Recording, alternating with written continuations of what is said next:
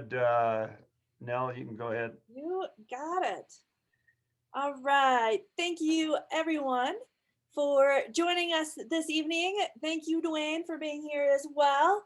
My name is Nell Burkett. I'm the curator at the Crested Butte Mountain Heritage Museum. To kick off this evening, I just want to start with a quick land acknowledgement. The museum recognizes that we are guests here on this land, historically Ute territory. We acknowledge that the Uncompahgre Ute and Tabawatch Ute were forcibly removed from this area due to the Bruneau Treaty and the manipulation that followed. We hope that you will take time to visit our neighbor, the Ute Museum, located in Montrose, Colorado, with exhibits developed in partnership with the Ute tribes by History Colorado, our state historic society. While we can never do this history justice, we do include information about Paleo Indians of the Gunnison Valley, the Ute people, the Bruneau Treaty, and the Los Pinos Indian Agency in our exhibits. The Crested Butte Mountain Heritage Museum knows that we have a great responsibility in representing many stories from our history, good and bad, and we continue to listen to those voices when they are ready to share. We hope that you will consider becoming a member or making a donation to support this program. We also always take volunteers to help us take care of our history. You can do all of that by visiting crestedbuttemuseum.com. We are holding walking tours every week on Saturdays at 2 p.m. Our walking tours do a history of downtown Crested Butte, and it's a great way to spend time outside and safely while also learning about history. You can also schedule private walking tours for groups of 3 or more. That is at your convenience. This program is being recorded. It will be available at crestedbuttemuseum.com and on our YouTube page. So if you want to find it later, or you have friends that want to find this recording later, tell them to go to our website, crestedbuttemuseum.com, or to go to our YouTube page and just search Crested Butte Museum, and you'll find our entire YouTube page there. So again, crestedbuttemuseum.com for all that information.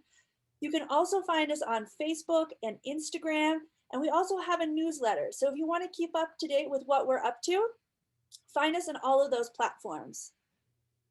Thank you to our lead sponsor, Western Colorado University Alumni Relations, as well as Bluebird Realty and Bill Petros. We will have time for questions at the end of the talk. Please post them in the chat or in the Q&A, and we'll make sure to get to them. All right, Duane, take it away. Thank you, Nell, and thank everybody for being on board. I want to remind everybody that this is our second session, and we're going to have 12 of them, with the final one on April the 15th. Last week, we talked about the 8 keys to understanding the Gunnison country. Today, we are going to take a look at the geography of Crested Butte, and then we're going to take a look and kind of put ourselves in position for next week, when we talk about some of the early people who came into this area and in the area around us. So we're going to talk a little about Mesa Verde and then Spain, and then we're going to talk about the Ute Indians, the mountain men, explorers, placer miners, surveyors, and then we're going to get into the placer miners. The topics to come. Next week, we're going to be talking about coal mining, the early days of coal mining, and then the 2 great railroads that came into the Gunnison country. And we're going to get into lode mining, which is the silver mining that went on. We'll also talk about some of the mining characteristics. And if we have time, we're going to get involved in the first great silver camp in the Gunnison country, and that's Irwin. I also want to thank the sponsors. We really appreciate that.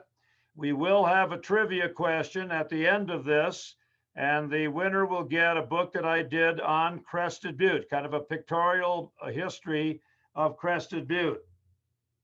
There'll be no photos tonight except for the first one, because we're talking about 300-400 years ago, working up to about 150 years ago. So here we go. I'm going to start off with a great poem written by Arthur Chapman in 1923 for the Denver Post, and it's called The Land of Today. And I think it tells a lot about how we feel about the area we live in. Out in the land where life is new and each sunrise brings its zest, where great tasks lure upon every hand and each road provides a quest, The strength of the hills and the calm of the plains are part of his heritage. Who dwells in the West with a book of deeds turns over a thrilling page. In other lands, tradition weighs like lead on the buoyant heart, and the race is lost in many a case before the runner has made his start. But always here it has been today, and today will ever be, and no ghosts of unlived yesterday shall assert their mastery. There's always love for land that's new, surpassing love for the old, and the carefree West, with its deathless youth, shall find no hearts grown cold. So men turn as their fathers turned, when adventure led the way, to the west of the gold and the sky and the earth, where it's always a great today. Arthur Chapman in The Land of Today. I want to start off today with the geography around Crested Butte. Last week I talked about Arnold Toynbee, the great historian from England. I'll just mention him quickly, who said that geography is the great lever of history. We are as we are in history because of the elevation, the cold weather, the snow, the lack of rain, the heavy rain, the isolation. All of those things go in to why we are as we are. And certainly the Gunnison Valley and the East River Valley and Crested Butte mark that to a T. In the year 1893, a young historian from the University of Wisconsin named Frederick Jackson Turner gave a 12-page paper at the American Historical Association meeting in that year, and it became one of the great historiographical papers ever written in the American West. And the title of that 12-page paper was The Significance of the Frontier in American History. And Frederick Jackson Turner said that the census report in 1890 now showed that there were 3.8 people per square mile living in the West, and the frontier designation was 2. So the frontier was over. And what was the significance of the frontier in American history? And Turner made 3 or 4 points. Number one, he said, the one thing that separates an American from anybody else in the world is the presence of free land in the West. And that was the frontier. Secondly, he said, the frontier has always acted, and the West has always acted as a safety valve. If you lose a job somewhere in the Midwest or the East, you don't strike, you don't engage in violence, you just say the hell with it, and you move west where you got another opportunity. And the third thing that Turner said was, to get large numbers of people moving from one area to another, you got to have something expelling them and something attracting them. And the expelling was usually hard times. The attracting was the California Gold Rush, the Colorado Gold Rush, or the Great Valleys of the Willamette up in the northwestern part of the United States. And then Turner said, you know, we have no more frontier. What's going to happen? And Turner suggested that in the absence of a frontier anymore, the United States would be forced to get colonies to go abroad, which we did. Alaska, Hawaii, Puerto Rico, Philippine Islands, a big presence in Cuba. So we got involved in foreign affairs. The geography of Crested Butte, as most of you people know, is highlighted by 6 mountains, 14,000 feet or better, that exist between Crested Butte and Aspen, the famous Elk Mountains. Snowmass, the north and south, Maroon Bells, Capitol Peak, Castle Peak, and Pyramid. There are probably 20 other mountains around Crested Butte that are over 12,000 feet. Obviously, Crested Butte Mountain, Gothic, you folks know them as well as I do. There are major passes in the Crested Butte area that go all the way from Pearl at its high point, maybe, all the way down to Kebler at the low point. And there are many streams that exist in the East River Valley. And all of those streams brought in placer miners in the 1860s looking for gold. The other thing that the East River Valley had that drew a lot of people in were natural resources. Gold, molybdenum. We hope they don't mine it in Red Lady Basin. Silver, 9 coal mines, marble. All of those things existed and exist in the East River Valley. And now we're going to take a look. We're going to kind of move out of our area for a little bit before coming back. And we're going to start off with some of the first people that we knew about to come into Colorado. And those are the people of Mesa Verde. Now, we talk about Mesa Verde. I think a lot of people in Colorado think that we are the only state that had those Pueblo Indians living about 2,000 years ago. But of course, we aren't. The whole Four Corners area is made up of Pueblo Indians that went back that far. In Utah, they are called Hovenweep. In New Mexico, they're called Chaco Canyon. In Arizona, they're called Kayenta. And in Colorado, they're called Mesa Verde. And of course, there were no state lines back then. Mesa Verde means green table in Spanish. And Mesa Verde is 15 by 20 miles, 300 square miles, right off of Highway 160 as you go between Durango and Cortez. And the mesa rises 2,000 feet above the valley floor. Rugged canyons, Mancos River, and a great Indian civilization existed there around 2,000 years ago. And we don't have a whole lot of knowledge about it. What we do have is something called philology, the folk spirit of those people who live there. They were referred to by later Native Americans who came into the area, called them the Anasazi, or the Ancient Ones, or the people who have vanished.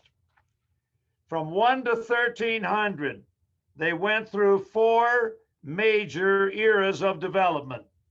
And they changed from a nomadic people to an agricultural people. They settled down in one spot on top of the mesa. Initially, they lived in caves. They used the yucca plant for baskets. Hence the name of that first period is called the basket maker era. And then they began to fire clay, which gave them pottery. And then they began to live in pit houses on top of the mesa instead of caves. And then the bow and arrow replaced the atlatl, making hunting a lot better. That was called the modified basket maker era. From there, they moved into the developmental Pueblo era, which means that Pueblos now began to exist on top of the mesa with complex multiple units, population increase, famous Far View House, 4 stories high on top of the mesa. And then the final era became known as the classic Pueblo era. And that one went from about 1100 to 1300. The word classic means the best of its kind. And during that time, the Native Americans up there had tremendous architecture, very sophisticated farming with great irrigation. Great trade went on all the way out to California. And then suddenly, towards the end of the 13th century, the Indians deserted the mesa top and began to build their pueblos in caves and the walls of canyons. 600 to 800 different dwellings exist today. And when you go to Mesa Verde, you want to keep in mind that only 10% of that area is open to the public. The other 90% is not. And such great areas as the Spruce Tree House and the Square Tower House and the Cliff Palace. Cliff Palace with 200 one-room houses. We always think that may be the biggest one in the Four Corners area, but Pueblo Bonito at Chaco Canyon was twice that big. By the year 1300, Mesa Verde was abandoned. We know that the move was planned for. Food bins were emptied. There was no sign of war. And we believe that those people went southwest and became part of the Tiwa, the Hopi, and the Zuni people of Arizona, who would always talk about, quote, the great migrations from the north. In the 1920s, an astronomer out of Flagstaff, Arizona, named A.E. Douglas, was infatuated with the early Native Americans, and he wanted to find out more about them. And as a result, whenever he got a vacation in the summer, he'd hop in his Model T and he would visit them. And he visited Mesa Verde and he cut down one of the oldest living things in that area, a bristle cone pine. And he began to count the tree rings. And when he counted the tree rings, he believed that whenever the rings were real close together, that meant that you didn't have a lot of rain that year and it was probably a drought. Whenever the rings were a little farther apart, that meant it was a good rain year and you had a lot of water. A.E. Douglas found, as he counted the rings back from 1272 to 1299, there was a 27-year drought in the Four Corners area. Now, everybody would say that only tells us there was a drought. That didn't mean the Indians moved as a result of the drought. But here's the thing that tells us that they did move during that time, because we soon found out about carbon-14 testing. And carbon-14 is an element contained in every living organism that decays at a regular rate once that person dies. And in the carbon-14 tests we had at Mesa Verde in the Four Corners area, we found very few human bones that dated after 1299. So because of the drought and carbon-14 testing, we knew they left. And they left because of the drought. For a long time, nobody ever knew about the Indians of Mesa Verde. It was lost in the recesses of time. And then a miner by the name of John Moss, looking for gold, found some of the ruins. And in the year 1874, he took the great Sir Ferdinand Hayden in. And William H. Jackson, who was part of the Hayden Survey, one of the great photographers in the history of the West, photographed some of the ruins, but none of the great ruins. That didn't come until the year 1889, when two cowboys named Charlie Mason and William Wetherill were rounding up cows in the area that they had been allowed to graze by the Ute Indians who owned the land.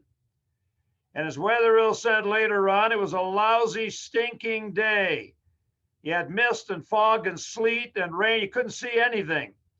And then as he looked down one ravine, he said the clouds parted, as almost like God parted the clouds, and a ray of sunshine shot down that ravine, and Wetherill and Mason looked down on the Cliff Palace. They used their lariats to get down there. And that was the first discovery of the great ruins of Mesa Verde. To avoid the ruins from being ruined by people who came in and maybe would throw rocks at 1,000-year-old pottery, a man named Baron Gustav Nordenskjöld from Sweden came in, took 1,100 artifacts, and he took them to the University of Helsinki in Finland. And you want to find the great artifacts of Mesa Verde, you got to go to the University of Finland today.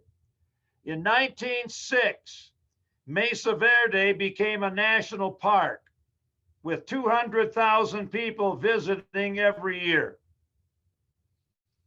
So those were the early people of Mesa Verde. And that led us to the second group of people who came in. These are the Native Americans known as the Ute Indians, who dominate the Rocky Mountains and dominated our area.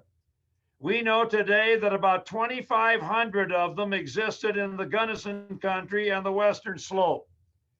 They were first mentioned by the Spanish in 1626, but obviously they had been here before that.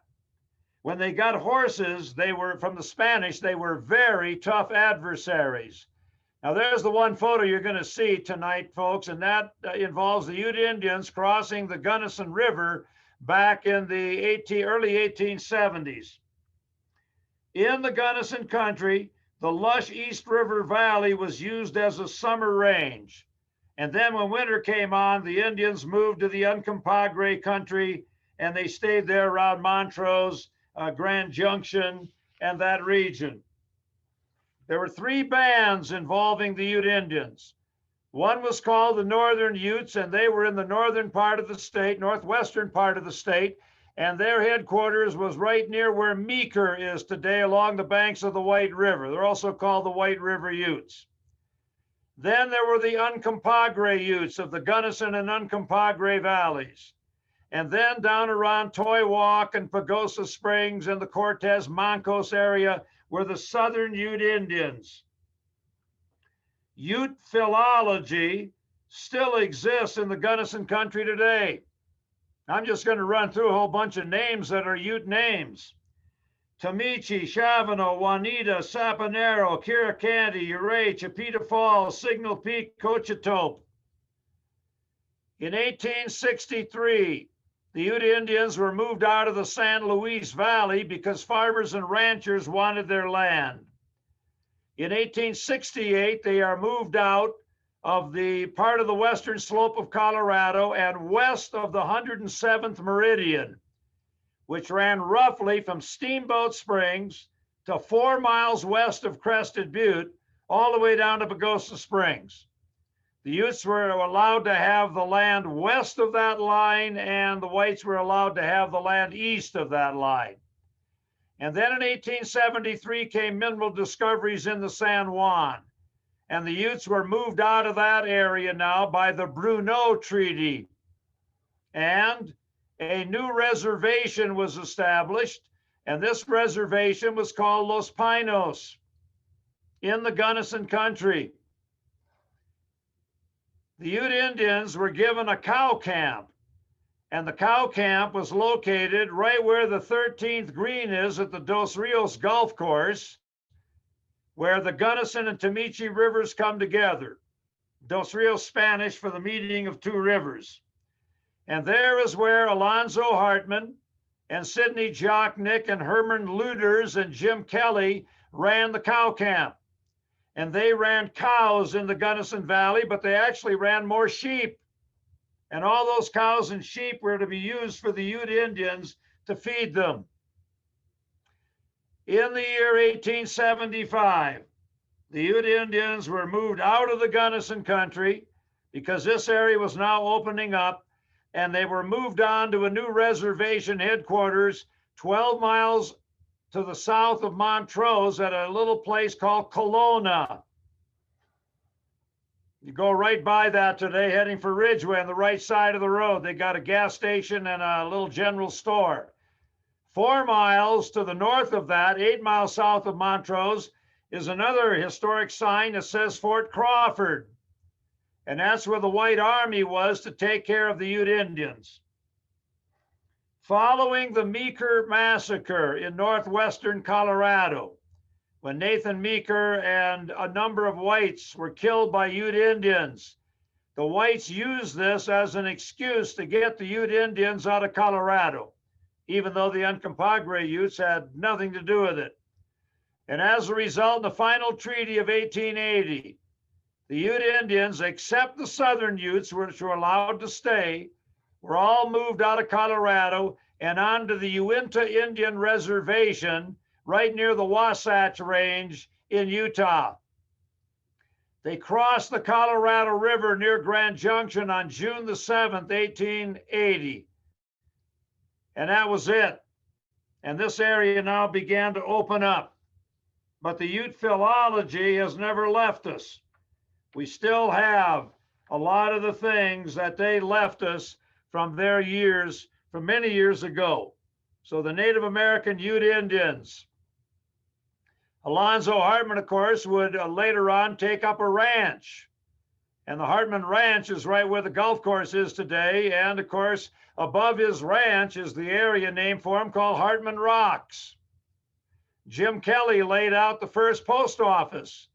You can still see the cabin that was the post office and in the Gunnison Museum land that we have right across from the McDonald's area. And Sidney Jocknick, who was a cook at the cow camp, wrote a great book, and I hope everybody has a chance to read it. And it's called Early Days on the Western Slope of Colorado, in which he spends a lot of time on the cow camp and the Ute Indians out here on the western slope. The next group of people who migrated into this area were the Spanish.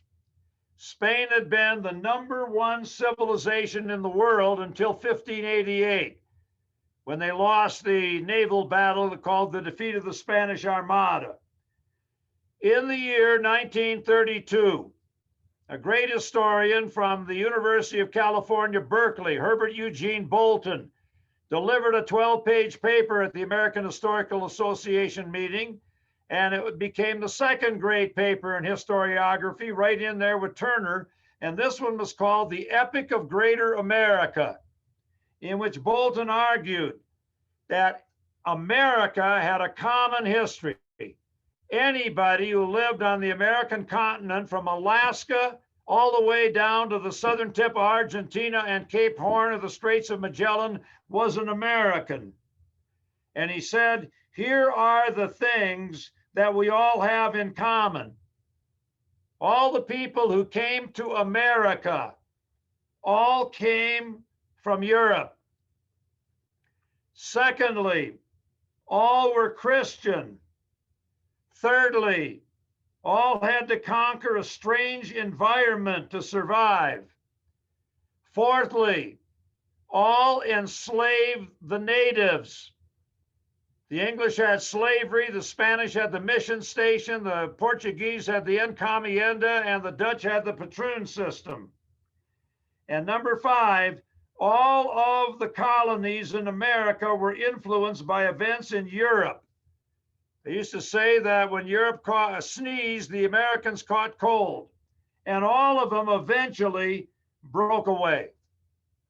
So in come all these conquistadors from Spain: Hernando Cortez, Francisco Pizarro, Hernando de Soto, Francisco Coronado, and they're all looking for the 7 cities of gold.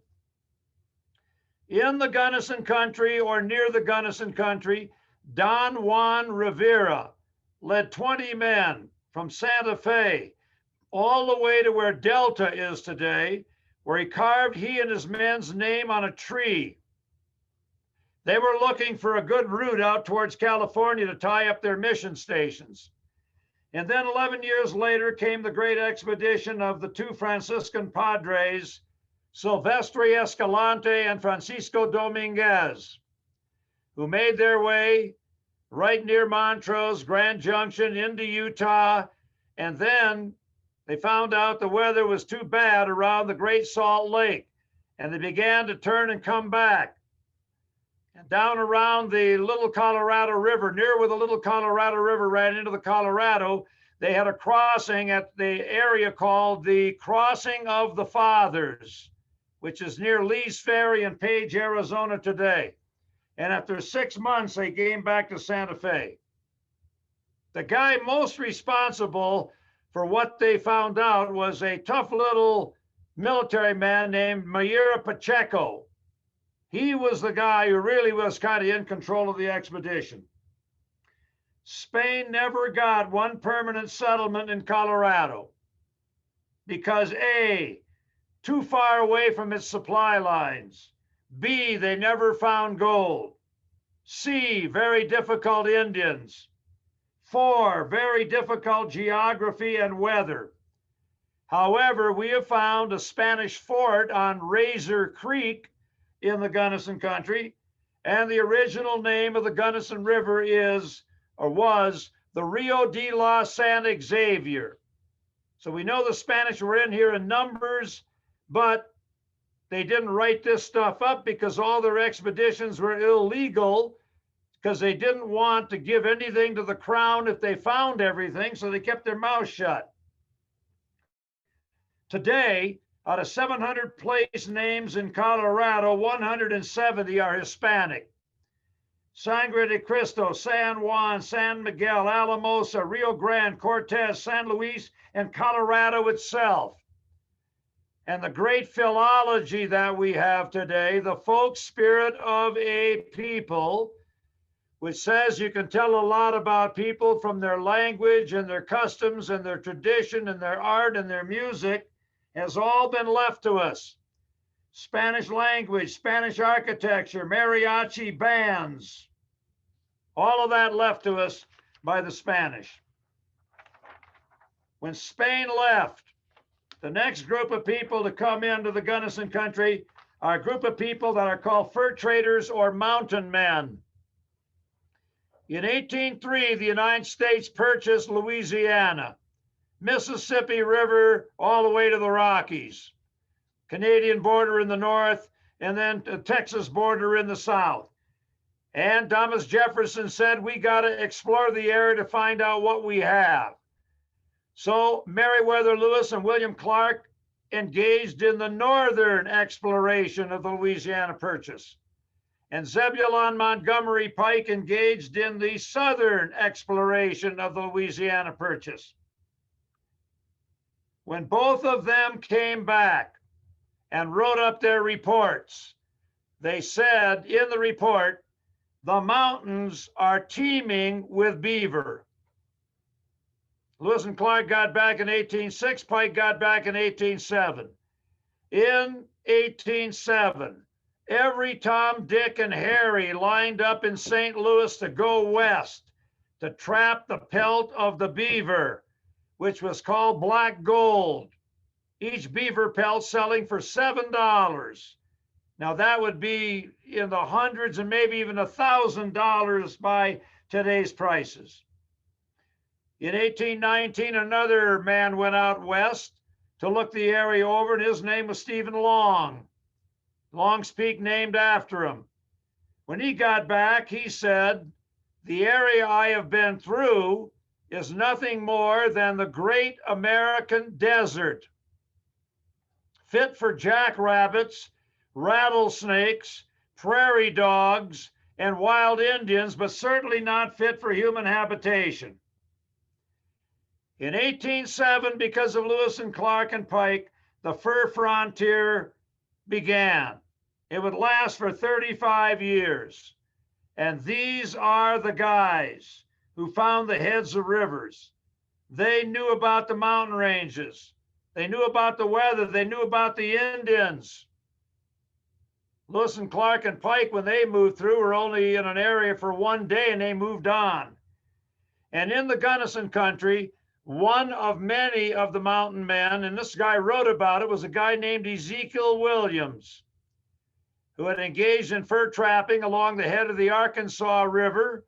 And he came into the Gunnison country and was a fur trapper for a number of years. In 1823, he wrote a little article for the Missouri Gazette when he went back. And he said, and he didn't use the word Gunnison country because it wasn't that, but he's referring to the Gunnison country. He said this area was not very good for trapping. His exact expression was, because the rivers was froze up too much of the year. Short season. Great fur trading companies came in the American West. Hudson's Bay in the Oregon Territory.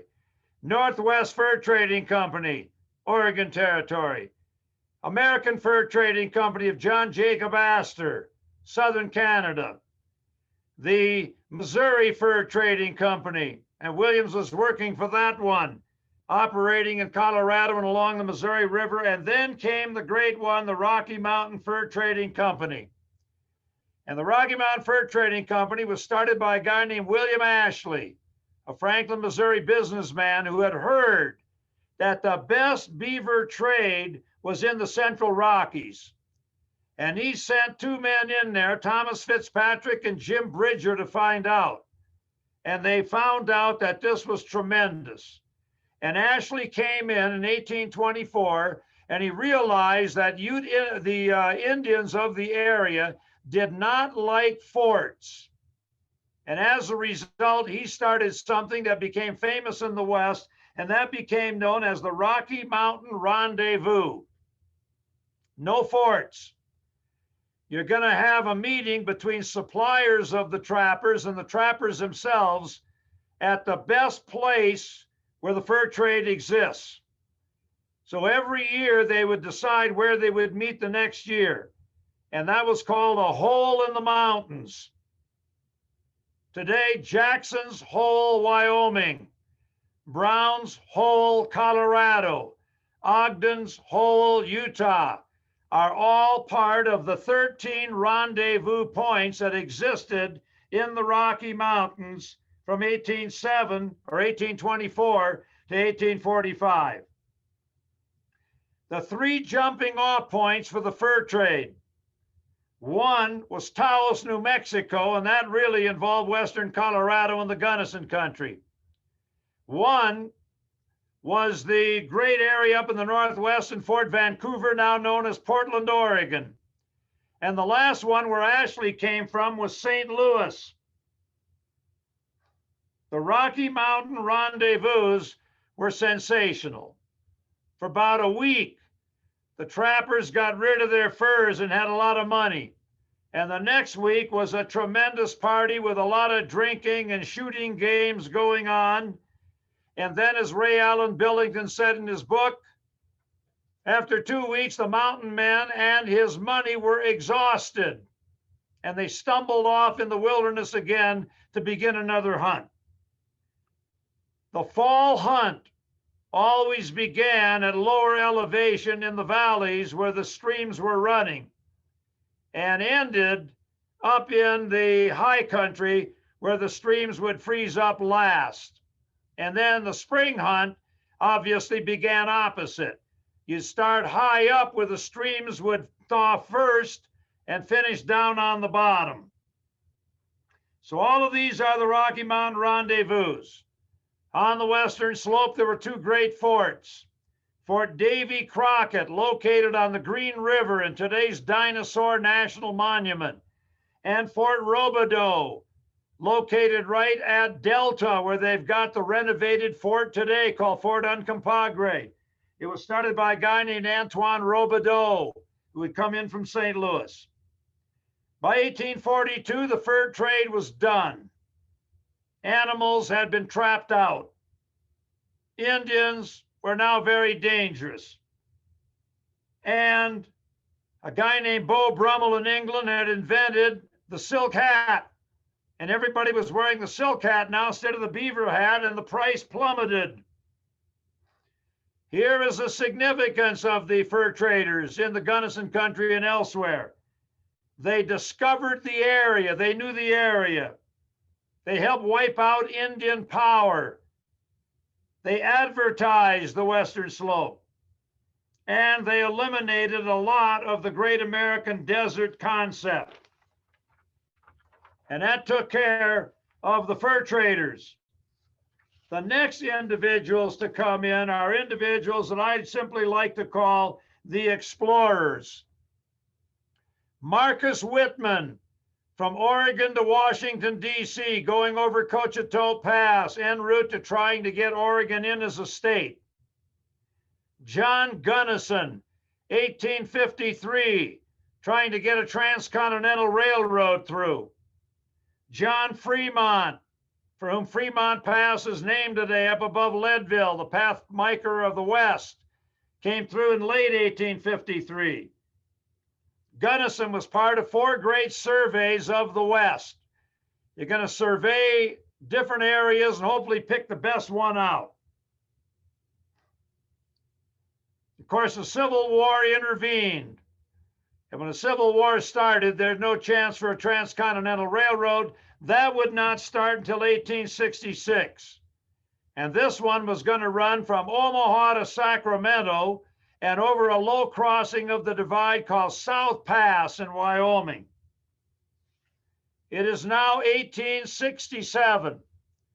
And we wanted to have the first scientific exploration of the West. Nobody knew what really was out there. We had wild rumors. Somebody said there's hot water shooting 100 feet out of the ground somewhere, and everybody knew that was a damn lie. Somebody said there were homes in canyons, villages in canyons somewhere out in the West, and everybody thought that was a lie. So in 1867, the federal government appropriated $150,000 for what became known as the Great Surveys of the American West. What was out there? Clarence Rivers King exposed the diamond hoax and later on became the first head of the United States Geological Survey. Robert Wheeler, one of his men, a man named William Marshall, had a bad toothache and he wanted to get to Denver to a dentist. And he was looking for a faster way than the normal way from Santa Fe to Denver, kind of a roundabout. And he remembered a low depression in the mountains. And he crossed that low depression and took barometric readings. And today that's Marshall Pass. That is a parallel pass to Monarch and used by the Rio Grande Railroad to come into the Gunnison country. John Wesley Powell. John Wesley Powell in 1877 wrote Arid Regions of the West. He understood the West better than any man who ever lived. Number one, he said, there is not plenty more where that comes from. We got to take care of our water and our land and our resources. Number two, he said, ranching is the major way to make a living in an arid area. Number three, he said, if you're going to farm, you better have access to irrigation. And number four, he said, the federal government is the only entity with enough money and enough power to build railroads and gigantic irrigation projects. And John Wesley Powell became the father of government bureaus. BLM, Bureau of Reclamation, National Park Service, USGS, Bureau of Mines, all came as a direct result of Powell. And then for our area, the great Ferdinand Vanderveer Hayden. Got a pass name for him, a town name for him, a mountain near Aspen name for him, a creek name for him. And he is the guy who took the first photos with William Jackson of the Mesa Verde Indians. 1874, he's standing on top of Mount Teocalli at 13,208 feet, looking off in the distance, spying two impressive mountains, and he referred to those two impressive mountains as the Crested Buttes. Later on, we figured out that one of the mountains more resembled a Gothic cathedral and changed the name to Gothic Peak. And then we dropped the S on Crested Buttes, and it became known as Crested Butte Mountain. And then finally came the placer miners, very optimistic, coming into the Gunnison country in the 1860s. And I'm going to read you a little song that tells you a lot about them, sung by Debbie Reynolds and how the West was won. And it's called, What Was Your Name in the States? Was it Thompson or Johnson or Bates? Did you happen to draw on your mother-in-law or sink the old lady with weights, my friends? Oh, what was your name in the States? Oh, what was your name in the States? Was it Murphy, McDonald, or Gates? Did you try to hold up a bank as a juvenile prank and pack up the money in crates, my friend? What was your name in the States? What was your name in the States? Now, you must have had some honest traits.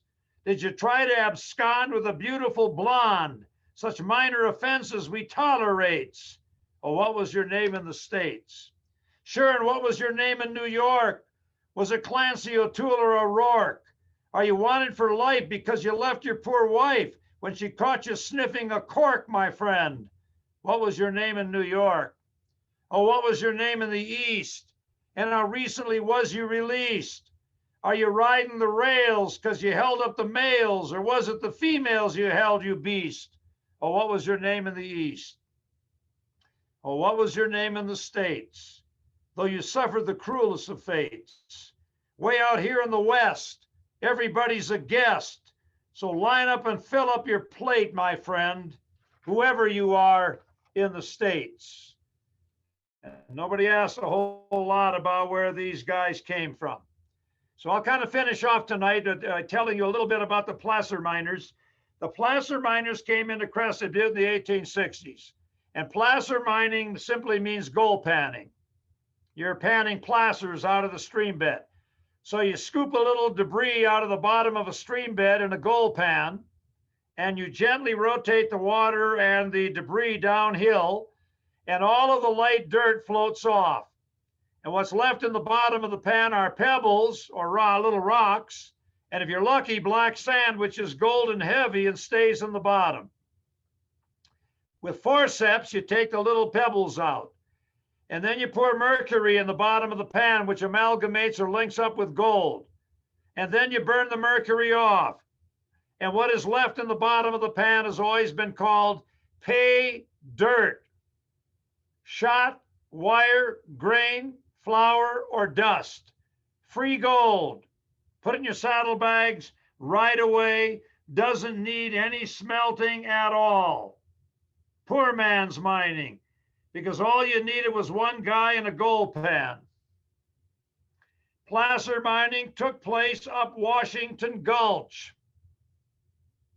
along the Crystal River, which is Rock Creek then, Coal Creek, Brush Creek, East River, Slate River.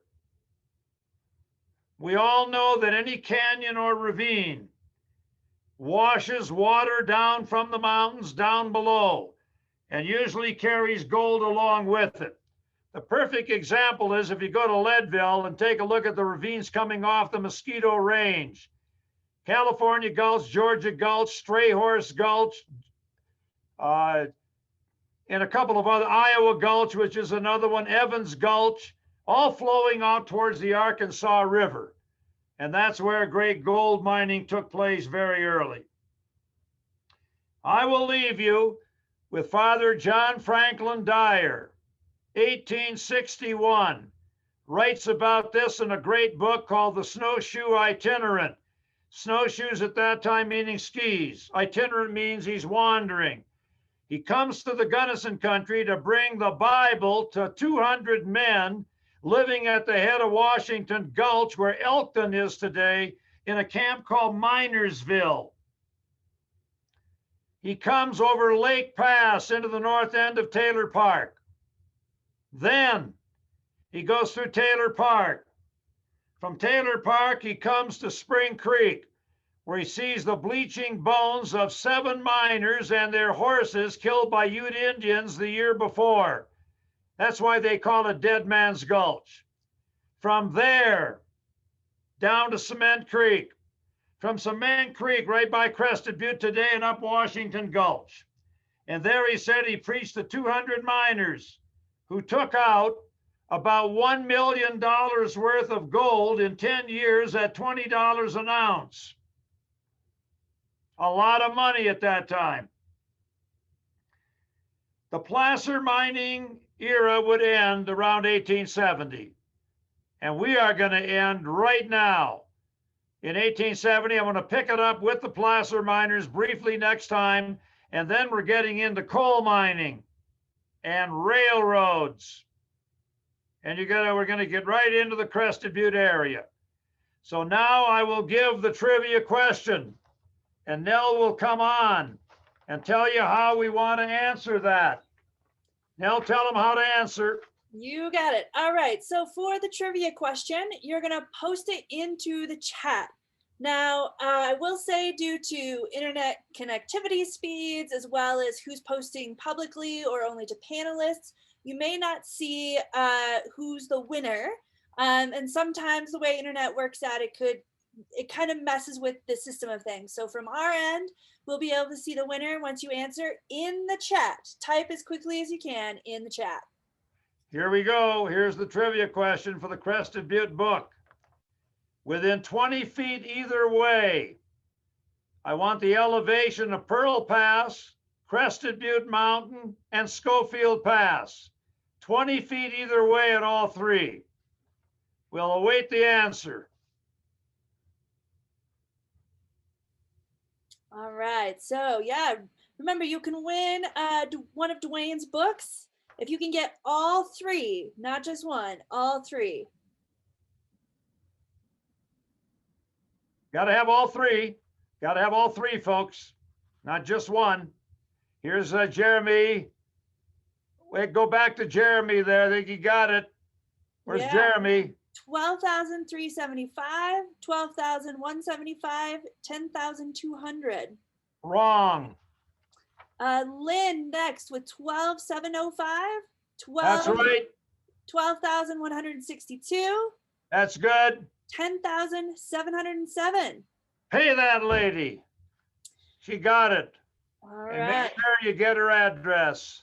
You got it. Way to go, Lynn.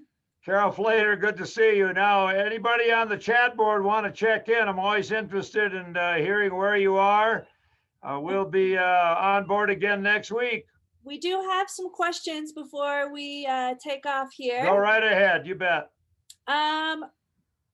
What Tyler Lucas asks, what's the guy's name standing on the top of Teocalli when he named them Crested Buttes? Yeah, Ferdinand Vanderveer Hayden and a couple of his men were up there, and I'd have to look in the book on Great Surveys of the American West to find out the other two.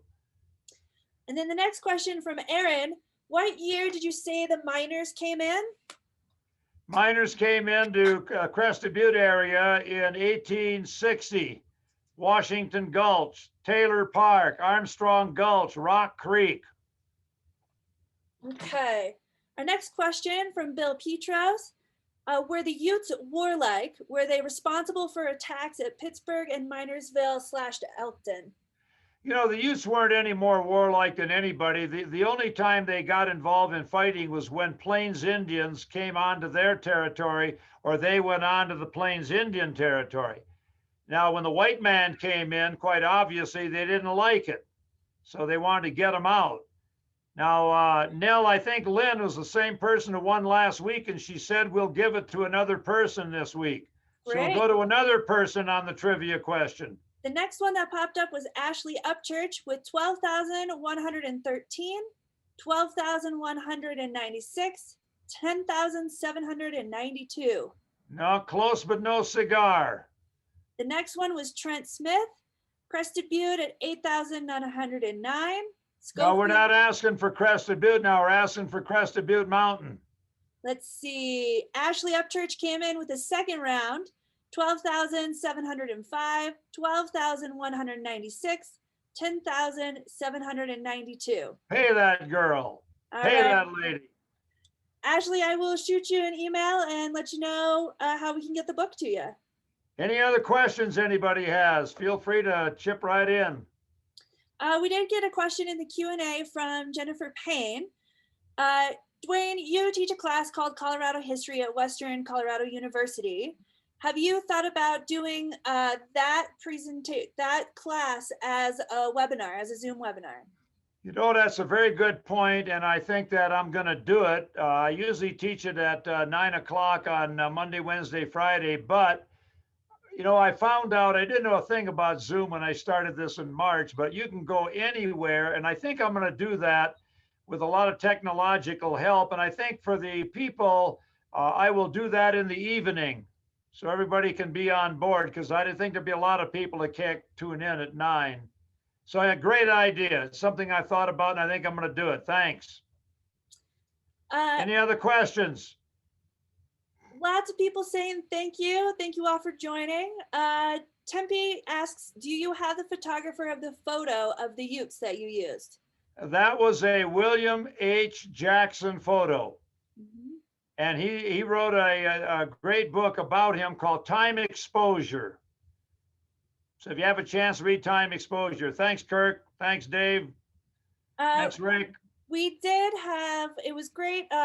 In January, one of our speakers was a member of the Ute Mountain Ute tribe, Rebecca Hammond, and she did give us a great history of the Utes. And one of the things she talked about that really stuck with me was, you know, how much they have lost their names of places and their histories because they were moved out of here so quickly. So she is currently working on a book all about place names. And so everybody should definitely keep an eye out for Rebecca Hammond, and she works with Crow Canyon Archaeological Center out of the Cortez area. And yeah, if you ever want to learn more about Ute history, definitely go out there and find some great books.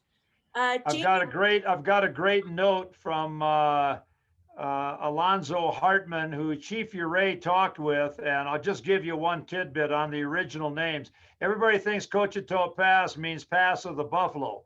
But the Utes, Cochetope means mountain stream. All right. Any other questions, comments? Jamie, hi, Kristen. Jamie asks, why did the Spaniards leave the area? Well, they left for a lot of reasons. The big one is they never found any gold, but they were also way away from their supply lines, and they were in very difficult geography with very difficult Indians. So they never really got anywhere in Colorado. Santa Fe today's Espanola, that's about as far as north as they came. All right. Well, thank you everybody for joining us. If you've got any last questions, throw them in there. But in the meantime, remember that if you want to find out what we're up to, find our Facebook page, find our Instagram. You can also sign up for our newsletter by going to crestedbuttemuseum.com. This has been recorded. It will be available at crestedbuttemuseum.com. And also, if you have anybody that you want to share it with, again, being recorded, it'll be at crestedbuttemuseum.com, where you can find all kinds of information and find out more about our programs. Thank you. Anybody so else much. wants to chat, let me know who you are. Kristen Grimes, thanks a billion. There's Hillary, thanks Hillary. A question about, somebody is curious about the Ute curse. Yeah, you know, when I wrote my book on marble, the Ute curse is, in fact, there's a little book called the Curse of the Crystal River Valley. And it says that the Ute Indians put a curse on when they were forced to leave, and they burned some of the timber on the way out. And no town in the Crystal River Valley ever survived very long, with the exception today of marble. Marble's still doing pretty well because they're remining the marble. All right. Didn't the Spaniards capture Pike and his men on the Conejos? Yeah, they did, Bill. They got Pike and his men right near La Jara and took them down to Chihuahua, Mexico, eventually, and then released them across the Rio Grande River in Natchitoches because they didn't want to create an international incident. All right. Kathy, you were in class in 1975. Well, we'll give you a refresher course. Anybody else? All right, folks. Great to have you all aboard. Thanks, Joelle. Great to have everybody aboard, and I hope to see you again on Thursday. Yes, thank you. Thursday. Thank you so much, Duane, and thank you to our sponsors. Thank you. Western Colorado University Alumni Relations, Bluebird Realty, and Bill Petros. Thanks for making this happen. All right. Good night, everybody. Good night, folks.